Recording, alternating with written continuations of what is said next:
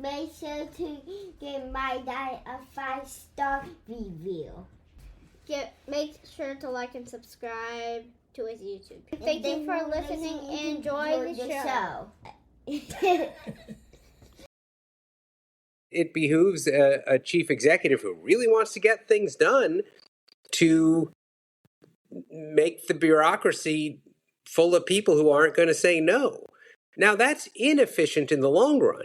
The principles of competition are that if you have real competition, if you appoint for the job the most competent person, that's in the end going to make things move the best, right, and the fairest way. But there seems to be a short-term interest to appoint a bureaucracy that's compliant. And if that means it's not exactly the most qualified person, that seems to be satisfactory for the people in charge right now. Well, hi there, faithful politics listeners and viewers. If you're joining us on YouTube, guys, thanks for coming for another episode of the Faithful Politics Podcast. I am Josh Bertram. I'm your faithful host. And of course, we have Will Wright, our political host. Will, it's good to see you. Yeah, it's good to see you. Thanks. Absolutely. And here on Faithful Politics, of course, we love talking to experts and authors and all sorts of people about what's happening in America with religion and politics, the connection there, and both or either. And so today, we're very excited to have, for the second time on the program, Dr. Ethan J. Hollander. He is from the Department of Political Science at Wabash College. He's the Associate Professor of Political Science there from 2014 to the present, and was Assistant Professor of Political Science from 2008 to 2014. He was elected, and he is a community service member of the City Council in Crawfordsville, Indiana, in Ward 2. He has PhD in political science from the University of California, San Diego, a Master of Arts in Political Science from the University of California as well. His research topics and expertise comes in comparative politics, authoritarianism and democratization, ethnic conflict and genocide, political development and international relations, and the Holocaust. And we're here to talk to him about his expertise in authoritarianism, democracy around the world, and paying particular attention to the content of his course on democracy and its alternatives came out in 2024 through the Great Courses, the teaching company. And by the way, we're not sponsored by them, but I love the the teaching company and the Great Courses. And guys, if you're listening and you're executive there, we're looking for sponsors, and we would love to do that. I'm kind of saying that tongue in cheek. Ethan, thanks for coming on and enduring that long bio. I appreciate it. No, I appreciate you guys having me on. It's nice to see you again. It is. It's nice to see you too. So I just want to dive right into the material today. And one of the things that you do, and I love in your course, is you're tracking democracy. You're looking at its origins. You're trying to help us understand it, and then looking at the alternatives that are out there in the world and the problems and weaknesses that democracy has, even though it is such a powerful institution for many of us, cherished, and we think rightly cherished institution. And what you say is, you ask in the course, is democracy built to last? And you've looked at democracies, you've looked at dictatorships. So what convinces you that democracy is or isn't a sustainable way to govern these diverse, impatient societies that we all are a part of? Well, I like that you asked the question that is or isn't, because you've invited me to hedge my bets. I think it's perfectly sustainable as a form of government. Whether ours will really be sustained is anybody's guess at this point. And in some ways, that's nothing new. I mean, the history of the country, I think, is the history of wondering, can we make it? I can't quote the founders the way that a lot of people can, but I think it was Benjamin Franklin who said, okay, guys, now you have a constitution if you can keep it. And I might, if that wasn't Benjamin Franklin, it was some other of those dudes. But whichever the case, the idea that this was going to be difficult slog for a while, I think was apparent then. I don't know if you asked Benjamin Franklin, all right, but in 250 years, will they have figured it out, what he would have said? But yeah, I mean, the idea that a democracy was going to be hard to build, hard to sustain, was definitely present then. It has been no surprise that it has been hard, and I think it has continually been hard. Right? We have had a civil war. We have had fights that go to the core of what American democracy is really supposed to be. At certain times, those fights are closer to the surface than others, and I think everybody realizes that that fight is pretty intense right now. So is it built to last? I don't know. Is it lastable? Surely it's capable for democracy to last a long time. It lasted far longer than I think a lot of the founders might have suspected or might have predicted. Certainly their hopes would have been different than their predictions in that sense. You know, they would have hoped for it to last a long time, but I think they wouldn't have been surprised if it didn't. So I think, you know, we've done all right to here so far.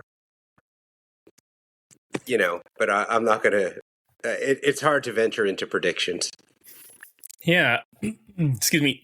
Just because we're probably going to be using the word democracy a lot in this conversation, I'd love for us just to kind of maybe level set, define some terms, and maybe help me better understand why when I say we're in a democracy, there's like a Pavlovian response to say that we are in a constitutional republic. So like, help me understand, like, number one, that particular argument, and then just more broadly, kind of like as we are talking about democracies in this conversation.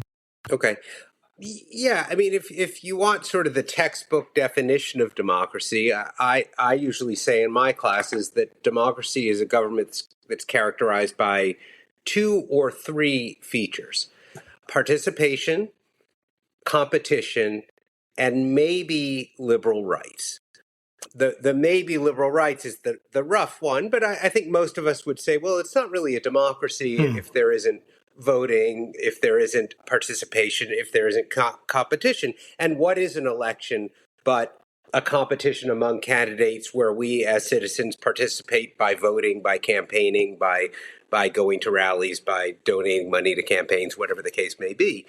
So it's kind of easy to see how democracy would have to have participation and competition, and how without either of those, it wouldn't really be a democracy. The stickier issue comes when you say liberal rights. And of course, I don't mean liberal like capital L, liberal like the left wing. I just mean liberal rights, right? Freedom of the press, freedom of association, freedom of speech, freedom of worship, and those sorts of things. You know, those things are harder to measure.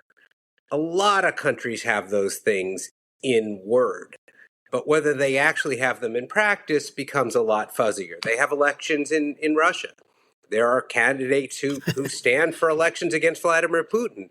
If they do too well, they may not live to see the day when they, right? I mean, but they have elections and they have members of the opposition.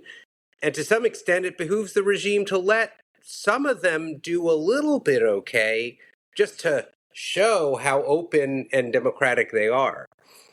So when I think of democracy as having competition, participation, and liberal rights, the maybe liberal rights part is there because I think at some level, it's hard to imagine how a democracy would be a democracy in any sense if there weren't liberal rights. But that thing is very hard to measure. It's kind of easy to see if people are participating. It's easy to see if there's nominal competition. It's much harder to see if that competition is real. And what would make that competition real is the extent to which liberal rights are safeguarded. So I guess that's my not so short definition of democracy. Yeah, and the constitutional republic part, is that separate from like a democracy, or is it kind of like under an umbrella of democracy? Yeah, I think it's under the umbrella. You know, I mean, the three of us could make decisions democratically, and it wouldn't quite be a constitutional republic. So if you have direct democracy, well, that's not a republic officially. Republic means you have representatives. So, if you go back in history, ancient Athens was not a republic, but it was democratic, at least in some sense of the word. It stretches a bit to apply our sense of democracy to them. Right. And constitutional, right? The idea that there's some basic set of laws that govern how laws are to be made. So when I think of a constitution, I think of not the everyday rules of how we run our society, but the rules that govern how the rules are made. And when you read the American Constitution, you ask students, they'll go right to the Bill of Rights. But that whole boring part, that's most of it, that's before the Bill of Rights, that's the Constitution, right? That's the part that lays out how Congress is elected, how many houses of the Congress there will be, how each of those houses gets constituted, what the president is, how the president gets elected, what the president's powers will be, and so on and so forth. Those are essentially the rules for how the rules will be made, because after that government is constituted, that government then makes the laws that we have to live by. So I think it's helpful to think of a constitution by thinking of what the word really means, right? It constitutes the government. It creates the government. And from that government, the everyday laws and statutes by which we live, or by which we're forced to live, however way you look at it, flow. Yeah, that makes sense to me. And, as I'm thinking about the kind of government that we have, right, we definitely elect representatives, right? We have this constitution that's supposed to be the thing, the major law, right? The law that judges every other law. Like, for instance, right, the Constitution can't be found unconstitutional. Right. Mm-hmm. You have to amend it. Right. You can't, like, a judge can't say, oh, this amendment is unconstitutional. No, it has to be amended through a very strict process. And we could talk about that at any point if you wanted. But my question with this is, like, one of the points that you make within the course is that every political system trades freedom for order. Right. It's this constant back and forth. And I guess my question for us thinking right now, like, how do we know when we traded too much, when we've given too much freedom for order? And I know that you can't give me a specific answer on that, but maybe even help me think through a method of even coming to ask that question, starting to consider it as best as you can. These are the deep questions, right? Yeah. How do we know when we've traded too much? What do you think? Oh, that is a great question, and wow, this has been at some level the fight for the last 250 years, maybe more, right? At least you can imagine a government that maintains order really effectively, but at some point it can only do so by using non-democratic means, and so to some extent, we have decided, certainly most Americans, certainly the founders, certainly I think at some level the mainstream of both political parties, that we'll put up with a whole lot of disorder for the sake of freedom. But, how much, that is the open question. And I think right now we're grappling with that, right? We're grappling with at least two very different conceptions about what side of that ledger we're going to come down on. And I guess what worries me is the extent to which we've forgotten that this is actually a debate about which both sides are right. Like, order is a good thing. Nobody's going to say it's not. Freedom is a good thing. Nobody's going to say that it's not. And I think actually the way that you frame the question, we would do well as a country if more people framed it that way, as a trade-off. You can't have either one in the extreme, and you wouldn't want either one in the extreme. You want a compromise. And to the extent that that would be highlighted, well, then, we'd have a society where, in fact, we each want what the other person says they want, even when seemingly on the surface it seems to be at odds. If your tolerance of disorder for the sake of freedom is higher than mine, we might do better in a debate if I said, oh, yeah, but I also want freedom. And I understand that. Did I just get that backwards? I might. If your tolerance of disorder for the sake of freedom is higher than mine, it might be good for me to keep in mind that I also want freedom, and I'm also ready to sacrifice some order for that, and of course for you to do the same. But I think our polity now, it certainly seems like the arguments are going past each other instead of realizing that they're about as head on as they can be, because it's literally a trade-off of one for the other. When you think about that trade-off, especially like how other countries, that democratic countries are probably dealing with a lot of the same issues. Like where does the breakdown tend to happen? like the staunchest, like we've got an executive branch. He's got like the DOJ and all his folks that are there. I think naturally for most people, it's like, oh yeah, well, once the DOJ becomes super corrupt, then that's it, But like if you read any of like Jason Stanley's books, it's like education. Like basically once education's gone, that's it. Fascism is here, So I'm curious on your thoughts about, where this balance exists and where it tends to either be the weakest or, if just from history, like, where have been the weakest points?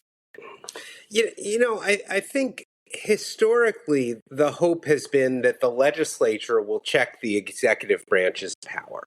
Certainly in our country, that's how it was talked about most explicitly.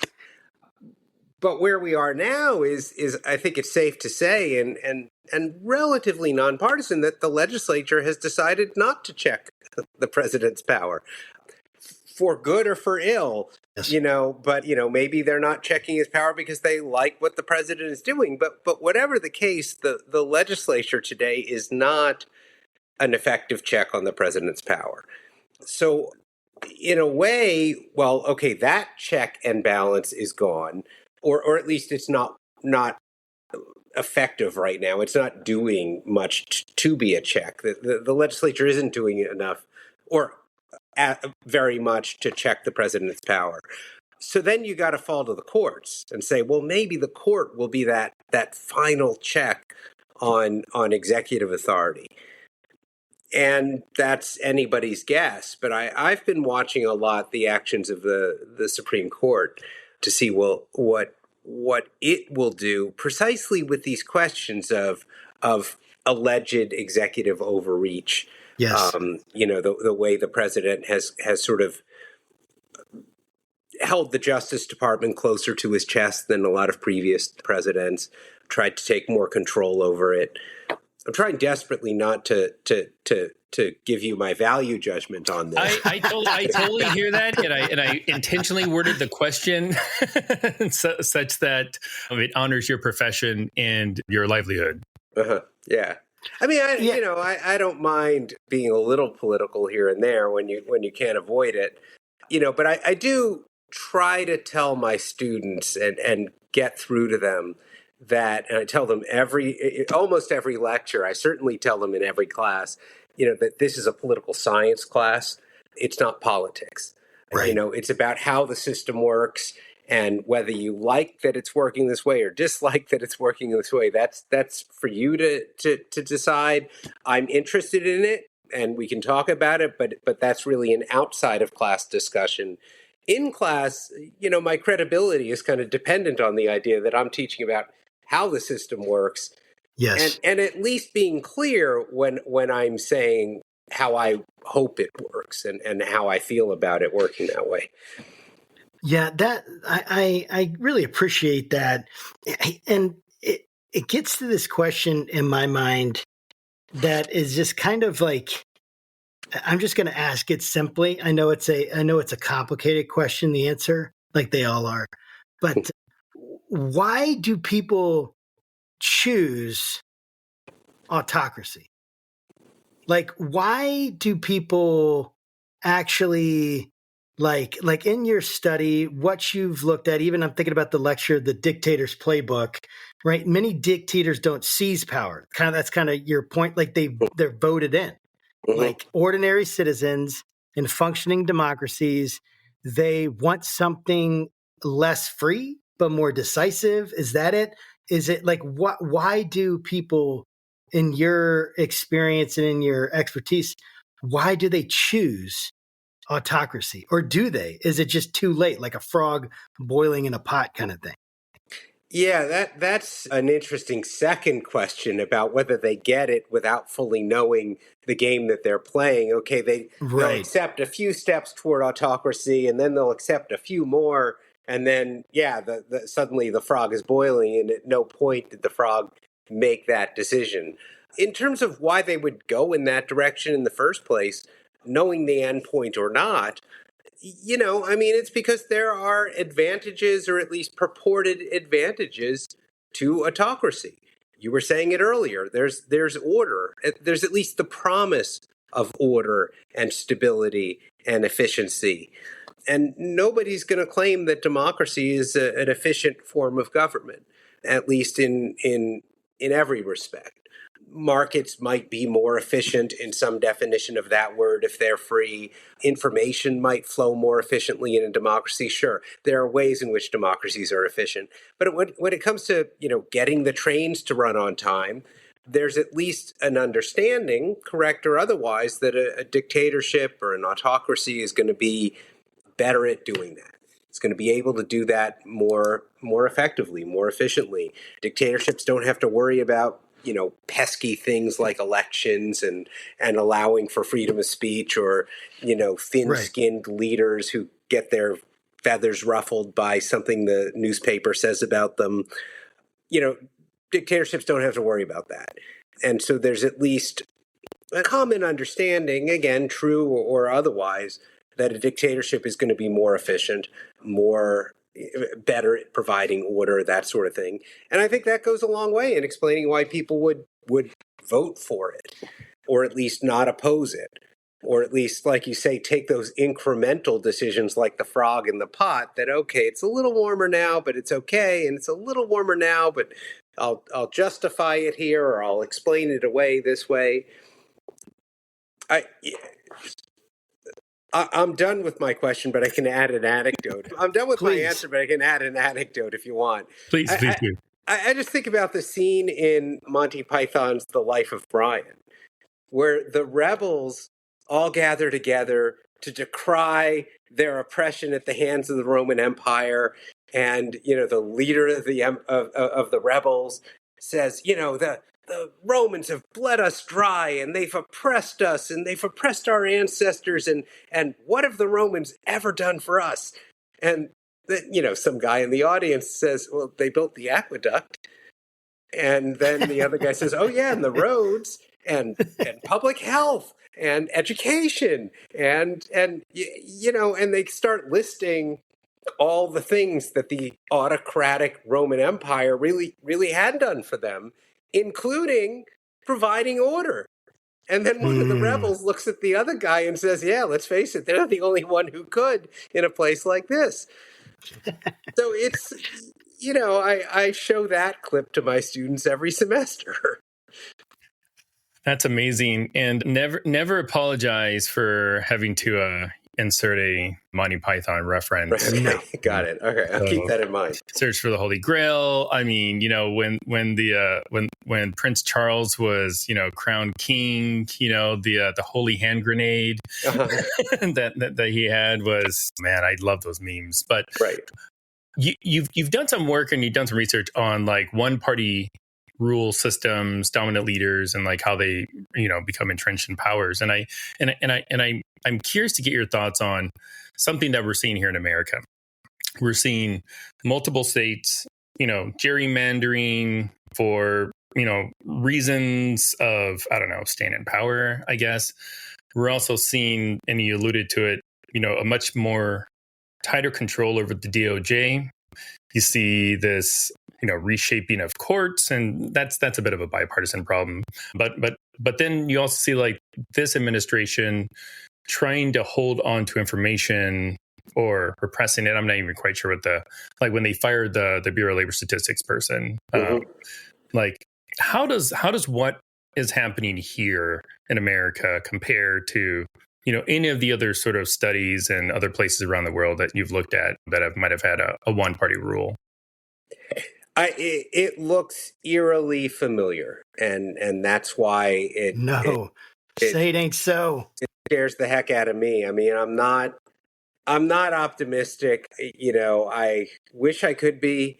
I don't, but it just looks eerily familiar, right? Maybe you think about the democracies that have had what they call democratic backsliding. Just in recent memory. Turkey was a pretty stable democracy 20 years ago, or is it 30 now? I don't remember. But like, when I was learning about it in college, it was sort of the model democracy of the Muslim world. And it was a NATO member and an ally. It is still these things. It was a candidate for the European Union. And we watched that backslide. And of course, each side can blame the other. That's a he said, they said kind of argument, or, well, they started it.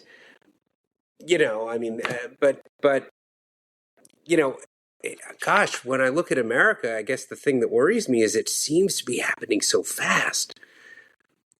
That might not be true. That might be a bias on my part because I live in the United States, so I watch our news every day. I was not following Turkish developments on a day-to-day basis.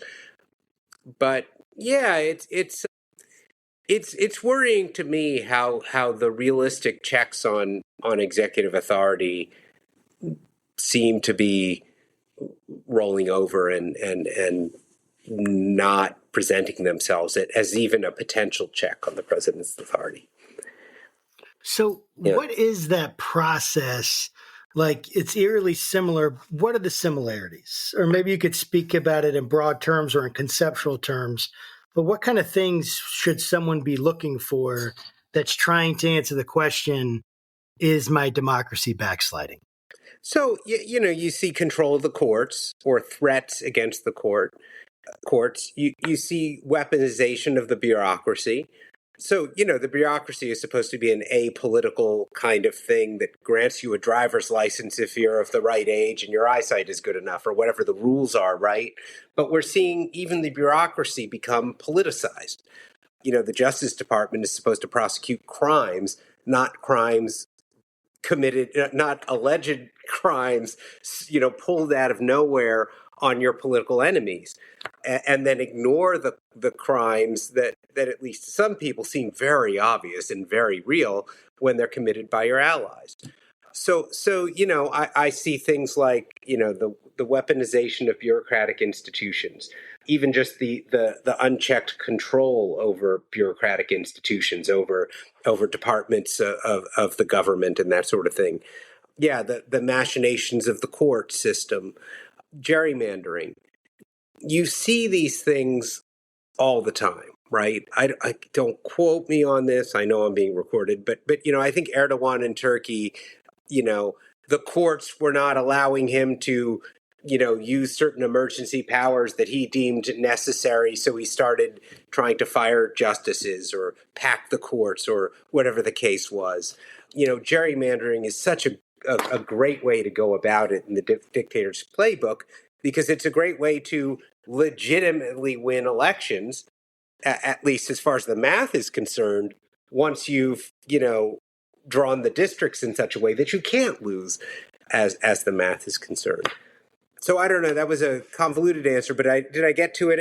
I see the machinations with the independence of the courts, the machinations with the independence of the executive bureaucracy.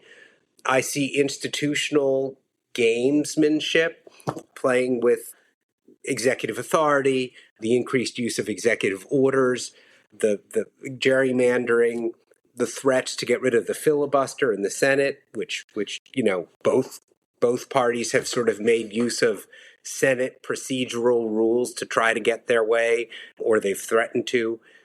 I think in a way, the most troubling thing is also the hardest to measure and the hardest to see, but it's what's sort of a dissolution of social norms that used to govern these kinds of behavior. It used to be that if Congress saw wrongdoing on the part of the president, they would judge whether it was wrongdoing, and the partisanship wouldn't enter into it, right?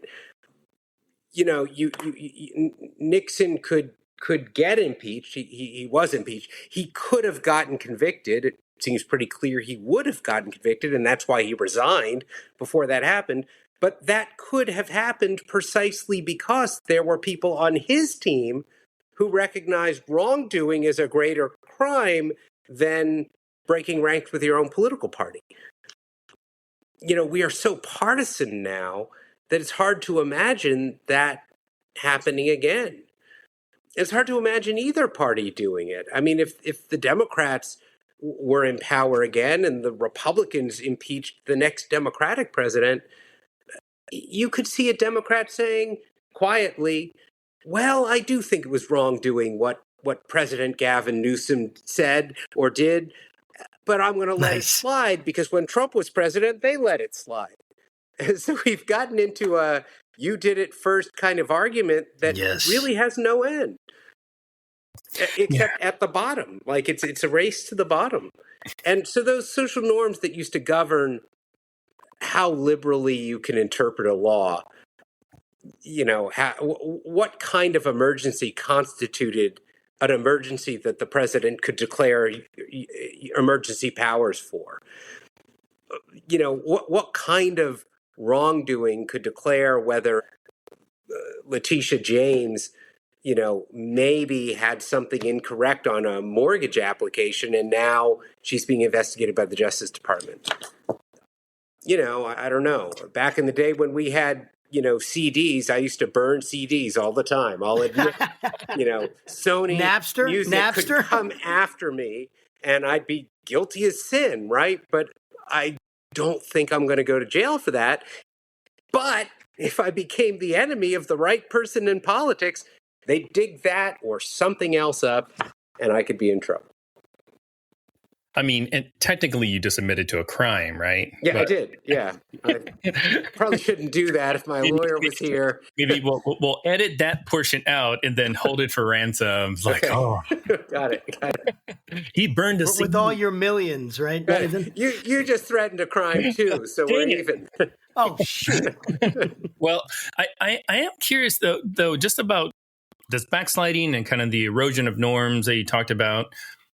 It seems as if the justification for that erosion is firmly grounded in this sense of nationalism. Like I have to do this because the Democrats are evil or something, or I have to do this because it was done to me. Or, if you love America, that means that you love tariffs and you love Argentina beef, whatever, like we sort of distort our values, because it's painted with sort of this brush of patriotism, because it sort of speaks our values to like your point earlier, right? So like it touches all those like little sweet moral foundations that Jonathan Haidt talks about, right? Mm-hmm. And so I'm curious on like is that normal that like the nationalism is kind of the pull for all of these institutional norm breakings, or is there something else? I don't know. So I honestly don't know. It's hard to imagine that it wouldn't be a part of any kind of extreme political argument or any kind of really fundamentally divided, polarized society like ours is. It's just such a rhetorical tool to say, oh, the Democrats want to impeach Trump because they're on the side of the terrorists. What a rhetorical tool that is, especially if your only audience that you care about is your own side and exciting your base. What a tool it is for Democrats to call, the Republicans a bunch of racist, uneducated yokels or something, and usually they hide the language a little better than that. But that kind of contempt is sometimes slips out to the surface. And yeah, Sure. I mean, that's from, 5-year-old kids know that if you don't like what the other person is saying, you call them stupid and, well, now you win, right? So demonizing the other side, for being on the side of the terrorists, for hating America, for being stupid, for being snowflakes, it's a rhetorical tool. And I think that gets back to that idea that we're not really engaging in a realistic discussion in our politics anymore. And the erosion of the norms part of that is, to a greater and greater extent, we're admitting that. To a greater and greater extent, I think people are saying, well, I'm going to do this because they did it first. And you're seeing that a lot with sort of Gavin Newsom's gerrymandering project now, right? I don't know, I can't quote him directly, but he said stuff along the lines of, I don't really want to be doing this, and I wouldn't be doing it if the Republicans didn't do it in Texas first. Right.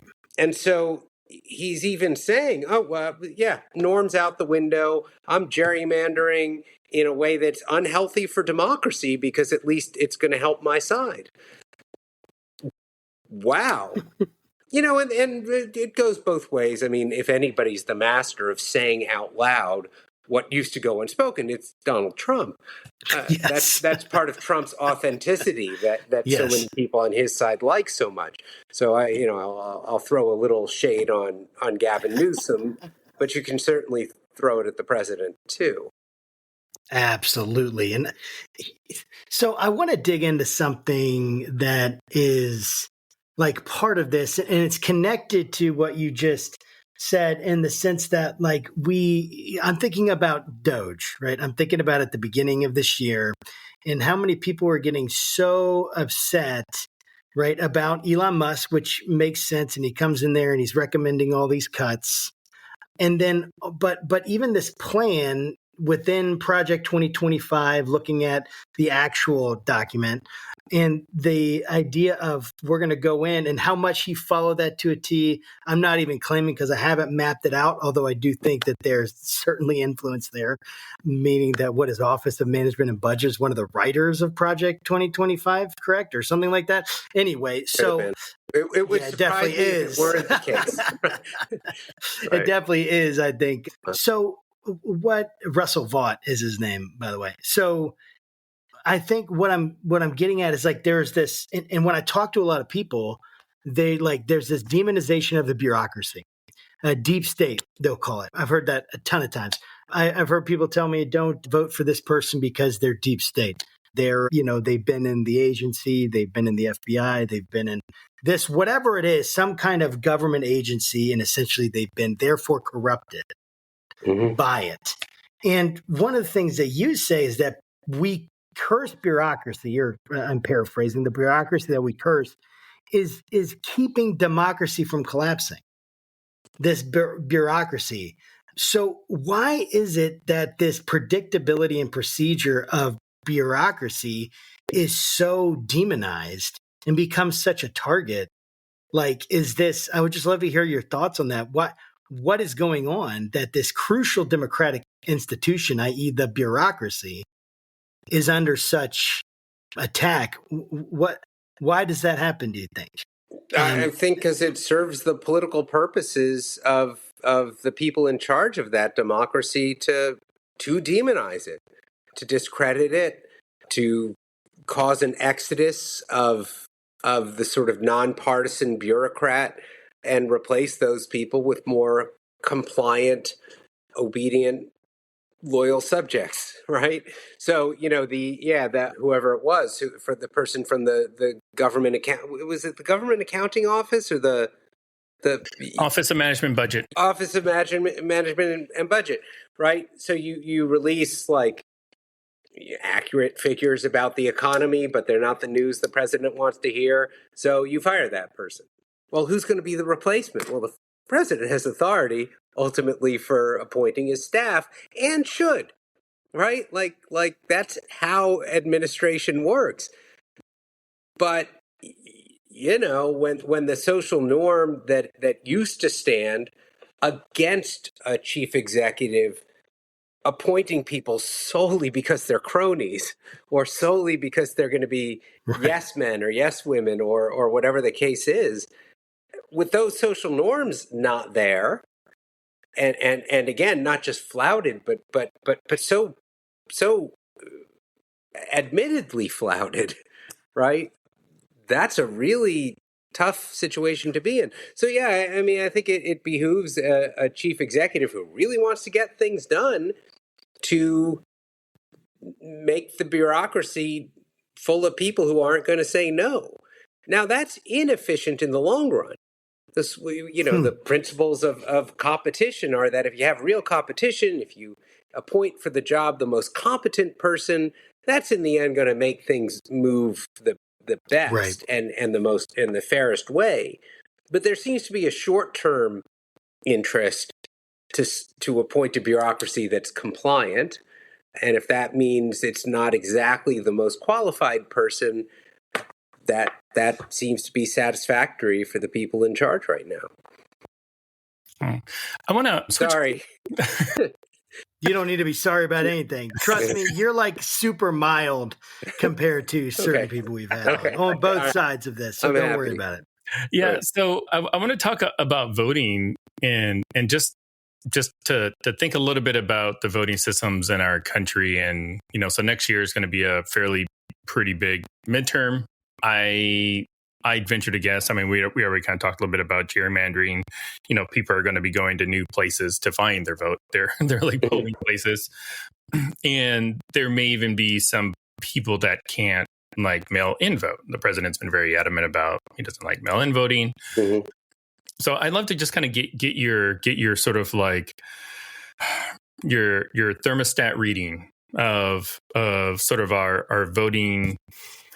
Not necessarily system. I know you're not necessarily a voting expert, but just kind of give your commentary about that. And then also talk about ranked choice voting and why, how come the U.S., broadly speaking, seems unwilling to kind of move that direction. We've spoken to a number of experts on ranked choice voting, from Fair Vote to other organizations. And I mean, everything I've studied and read about it seems like a pretty darn good thing. So yeah, talk to us about voting. Yeah. So remind me of the first part of your question. Yeah, I can't wait to get to ranked choice voting. What was the first part? the first part, just sort of give us a temperature check on what you think about our voting systems. I believe you once said that the vote counter decides everything. Mm-hmm. So Stalin said that, but I have quoted Stalin. Got it. So yeah, nice. Got to give credit where credit's due. That's a good one to give credit to. Yeah, I don't want to tick off Stalin. Yeah, I mean, I think things are so hot right now and so, blindly partisan right now that I think you're absolutely right. I think the midterm elections are going to be pivotal. I also think that no matter what happens, whoever side loses, you're going to see complaints of irregularities and it wasn't a legitimate process, or they closed down that poll too early, or that poll watcher sneezed at the wrong time, or whatever it is. And you already that if the Democrat lost, then the allegations are going to be made by a Democrat. If the Republican lost, then the allegations are definitely going to be made by a Republican. Again, the Democrats may not admit that they're doing this, and they don't have to, because I think they are. This is a partisan statement, but I believe it. They are more tethered to the truth and to facts than Republicans are.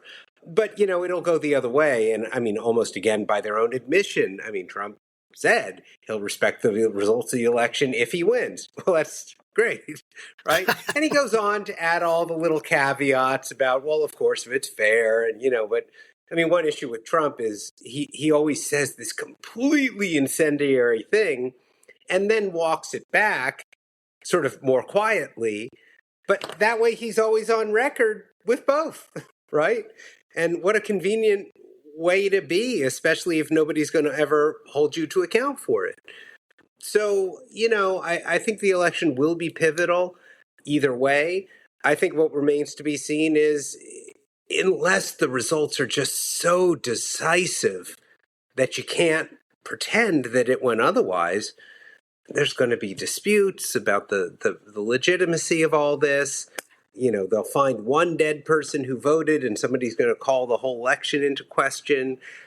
I'm worried, especially because we now, are suffering from a bureaucracy that has been so politicized, where, your local elections commissioner is no longer just like a pencil-pushing bureaucrat who counts ballots.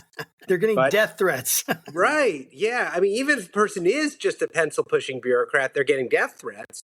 Yes. But that means that more and more they've been replaced by people who are ready to avoid the death threats by not saying anything that the people with the guns don't want to hear, or whatever, that the most intimidating person doesn't want to hear. Ranked choice voting is beautiful, right? It's wonderful. The problem is that it's very hard to explain to people what it is. And especially in our political environment now, ranked choice voting entails a bunch of people sitting in a dark room counting up ballots in some weird, arcane way that a lot of people just don't understand. The Wabash College faculty do not understand it. And that is a group of really intelligent, really open-minded people. They don't get it. And you explain to these you say, well, ranked choice voting, and they immediately think that what you mean is what's called a board account, where you give a number of points for the first place ranked voter, the second place. So you imagine those elections that you probably did in grade school, where everybody who was like your first choice, those people get three points. And then if I vote for that person in second place, they get 2 points. If I vote for that person in third place, they get 1 point. So that's a ranked voting system of sorts. But that's not ranked choice voting. And that system is very bad for a lot of reasons, especially on like a national level. But, I guess all that to defend my colleagues, if you say something about ranked choice voting, their mind immediately goes to that. And I don't think they're alone in that. Can you quickly give us like the actual definition, and we can turn this into a reel and then be playing on repeat on TikTok. So what is ranked choice voting? So in ranked choice voting, every voter gets to rank all the candidates who are running for a given office in order. So it's John, Paul, George, and Ringo, and I put John first and Paul second and Ringo third and George fourth, or whatever it is. And what they then do is they only look at everybody's first preference, because that, after all, is who you would have voted for if you only had one vote. And I like to think of it as they put everybody's ballots in piles for each of the candidates based only on those first preference votes. So everybody who had John as a first preference, their ballot goes into the John pile. Everybody who had Paul as a first ranked vote, right, that ballot goes into Paul's pile. And so on and so forth. And then they look at all the piles and they take the smallest one. That's the loser. Okay, clear enough, nothing counterintuitive there, right? But instead of throwing those votes away, and surely instead of just saying, well, the guy with the most votes wins, they redistribute the votes that had gone for the loser. That's why sometimes ranked choice voting is called a transferable vote of sorts. So let's say Ringo was the clear loser. His pile has the fewest ballots sitting in it. Instead of throwing those ballots away, because all those people voted for the guy who lost, they look at those people's second preference votes. Makes sense, because if you ranked, I guess I put George in last place. If you ranked George first and John second, well, that means that if George hadn't been in the race, you would have voted for John. That's why you put him in second place. And so they'll look at all the ballots in the George pile, if that was the smallest pile, and they'll, instead of throwing those away, they'll look at those people's second ranked preferences and redistribute the votes accordingly. So if you had voted for George, but John was your second preference, that goes in now in the John pile. if you had voted for George as your first preference, but Ringo as your second preference, that now goes in the Ringo pile. And they do it again, right? They now look at those remaining 3 piles and find the smallest one. And again, instead of just throwing away the votes that went for the loser, they go down to those people's next ranked preference. Might be their second preference, might even be their third preference if they had been transferred from George to Ringo in the first place. And they redistribute until there's one person standing. And the nice thing about that, there's a number of nice things about that. One nice thing is no votes are thrown away, right? Your ballot always ended up mattering in the final one-on-one head-to-head contest between the top 2. Because you either in the end are your preference in the end to the one of your preference ranking, they either got to your whatever number that was, and your ballot ended up in either the pile of the winner or the pile of the loser, but that was a one-on-one contest, and so no votes were ultimately thrown away. And that makes people feel invested. It also liberates people, not in any official sense, you're free to do it, but it makes them feel liberated to vote for minor party candidates. Because again, why wouldn't you vote for a minor party candidate in our current system? If you really liked that person, you still might not vote for them because you're throwing away your vote. I throw my vote for the Green Party if that was something I wanted to do. I might as well just not vote. Because if the Green Party candidate doesn't win, which that person is unlikely to win, my vote just gets thrown away. And so I'd rather at least weigh in on the main contest between the Democrat and the Republican, voting for the person that I dislike less. That's a feature of our current political, our current voting system. Ranked choice voting does away with that. You can vote sincerely, because if your first place vote is for a minor party, your ballot doesn't get thrown away. It'll get transferred into one of the main parties in the first place, and that in turn makes the minor parties more realistic choices for people because you're not afraid to vote for them in the first place. I really like that. Yeah, it gets better. The last and best thing about ranked choice voting, if you ask me, is that it rewards moderate candidates and it punishes divisive ones. Because, if I know that I'm never going to be, Josh, your first place preference, I still want you to maybe put me second place or third place. I don't want you to rank me last. And so, in ranked choice voting systems, the politicians are often like fighting to be the more conciliatory candidate, to be the least negative candidate, to be the most wanting to reach across the aisle. Because, Josh, I'll never be your first choice, but if I can at least be your second or third, and your first choice then doesn't win, then your ballot might end up in my pile anyway. And that's only going to happen if I reach out to your side of the aisle.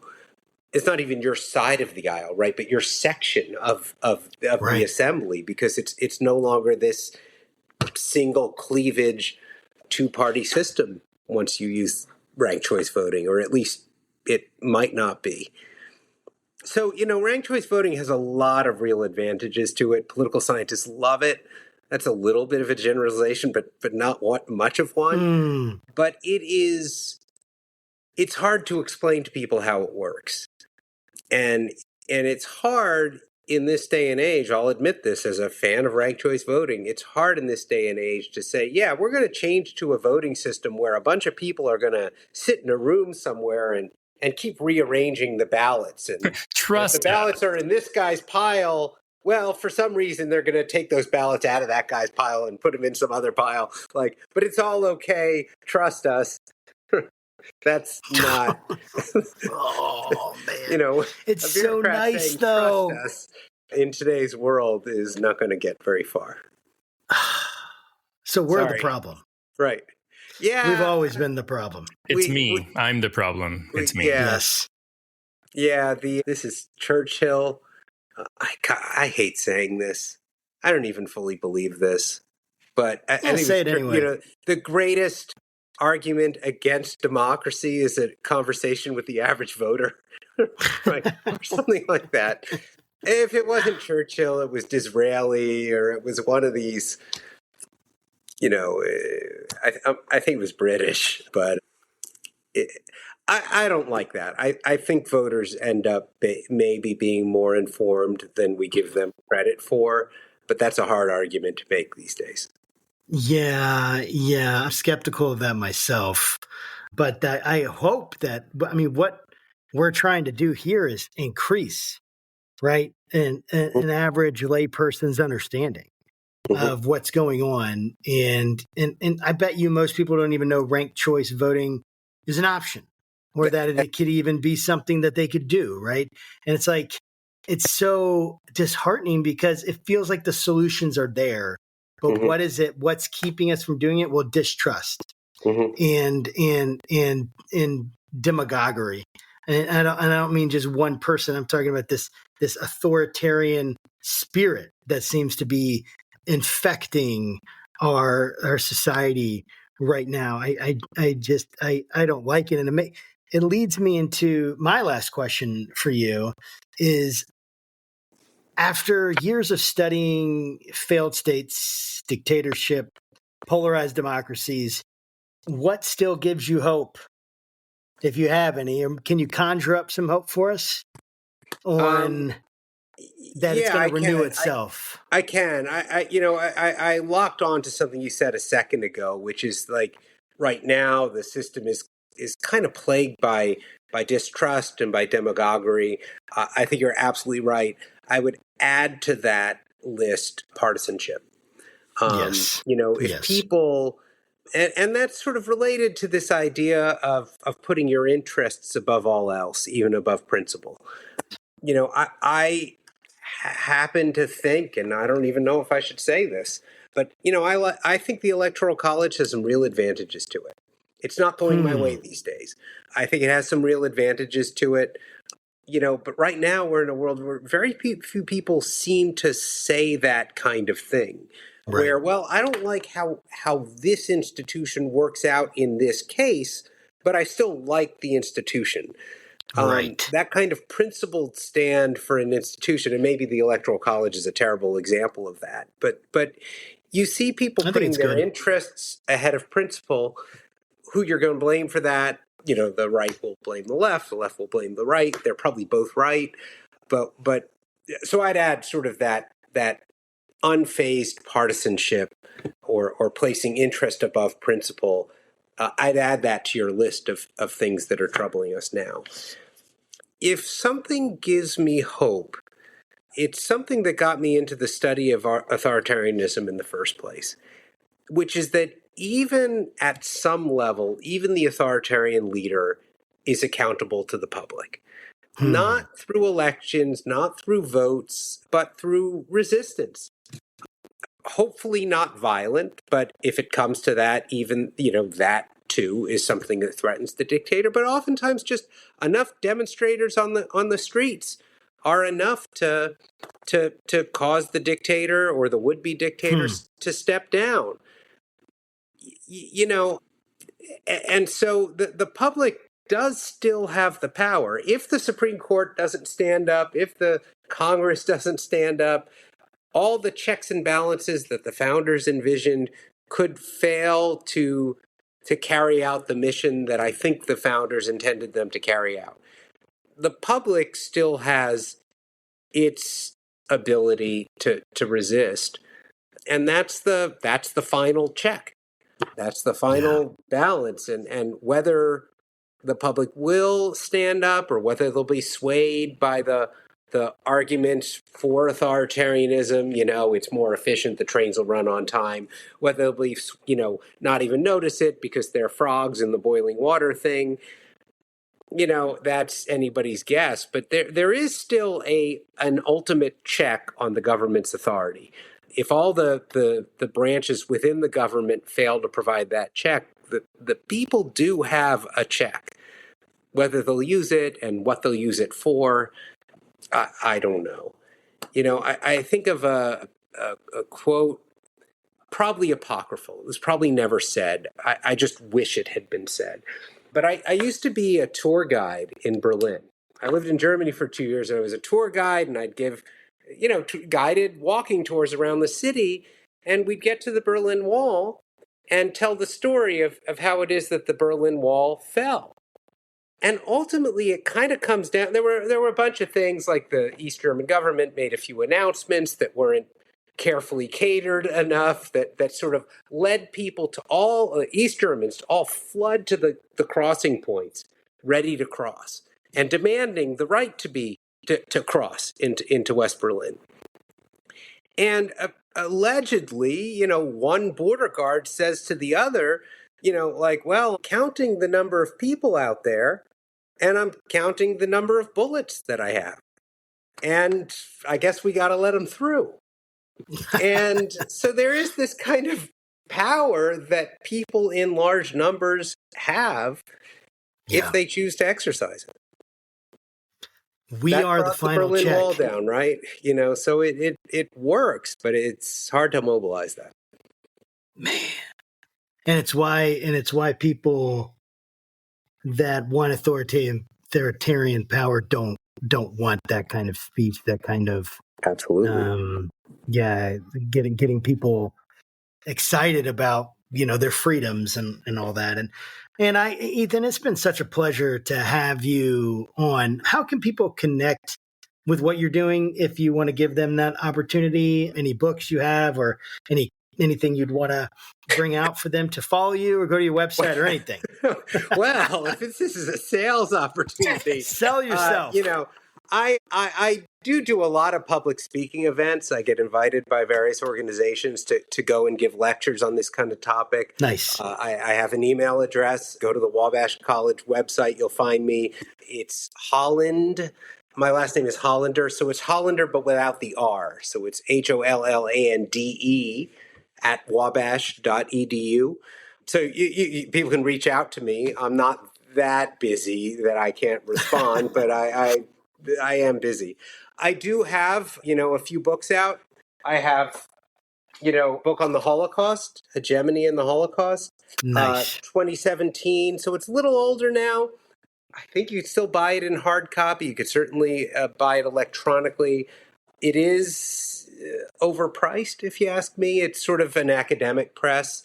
They sell to libraries and things like that. And your average Joe often finds it hard to afford. The more affordable option is, I really just happen to have these there, but my great course, right? Yes. I am, you guys put in a little plug for the great courses before. I feel like I could put in a plug for them. I've worked for them, but I don't really work for them, right? I've just done a lecture for them. Yes. And I loved every minute of it. I was a fan of the great courses before I was a teacher for them. So, Democracy and Its Alternatives is no longer available in DVD. They don't do that anymore. It's only available, online as a streaming service or as a subscription service to the great courses. But I think you'll find, you get tired of me, there's plenty of other political content. And then when you get tired of the political content, there's a lot of stuff to occupy your mind, learning how to sing. Or, yes, right, learning how they dig out fossils, or just to list a few. It's amazing that I've watched recently, right? Yes. If you give me this mug, nice. It happens. Anyway, I am genuinely a fan of theirs. So if you want to see my great course, I encourage you to find it. And also to find all the other political content that you can find from reputable sources online, Indeed. Of which the Great Courses Plus is one. Absolutely. Well, thank you again, Ethan. It's been a real pleasure to have you here with us. It's great to talk to you guys again anytime. Well, thanks so much. And to our viewers and listeners, guys, thanks for joining us again. Like, subscribe, smash the subscribe button, all that stuff, share, do that stuff that gets this out there, because this is great content and we want you to be informed. And we want to bring sanity back to a pretty crazy world, it seems like right now. So until next time, guys, keep your conversations not right or left, but up. God bless.